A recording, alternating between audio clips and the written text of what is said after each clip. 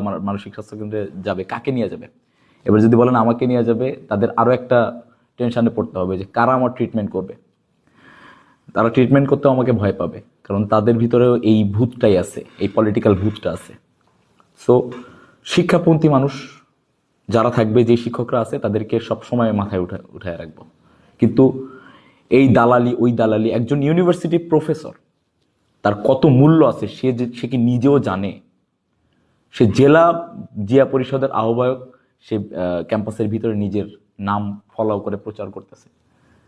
এইটা এখন এখন মানে জাস্ট ভিজিবল কি হইতো যে আমি এখন যদি হইতো যে রাকসু ভিপির একটা পোস্টার এখানে টানানো, রাকসু জিএস এর একটা পোস্টার টানানো।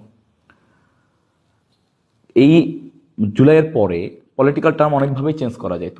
ছাত্র দলের প্রতি এটা পরামর্শ থাকতো। আমি 2টা পর্যন্ত টাইম দিছি, সকাল 10টার সময় পোস্ট করা হয়েছে, 2টা পর্যন্ত টাইম দিছি। ছাত্র দলের মস্তিষ্কে যদি এটা থাকতো, এটা ভুল হয়েছে। অনেক অনেক তাদের নেতাদের দেখলাম যে তারা এটা পোস্ট করছে, মানে কমেন্ট করছে যে আসলে এটা ঠিক না। ওনাদের মস্তিষ্কে যদি এটা থাকতো, সুস্থ রাজনীতি থাকতো, ওনারা নিজেরা খুলে ফেলতো।